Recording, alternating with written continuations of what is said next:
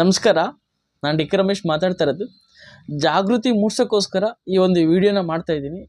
ಬಹಳಷ್ಟು YouTuber okay ನಿಮಗೆ ದುಡ್ಡು ಯೂಟ್ಯೂಬಲ್ಲಿ ದುಡ್ಡು ಬರೋದು ಹೆಂಗೆ, ದುಡ್ಡು ಮಾಡೋದು ಹೆಂಗೆ ಅಂತ ಓಕೆ ಭಾಳಷ್ಟು ಕೋರ್ಸನ್ನು ಲಾಂಚ್ ಮಾಡಿ ಭಾಳಷ್ಟು ದುಡ್ಡನ್ನು ಪೀಕ್ತಾ ಇದ್ದಾರೆ.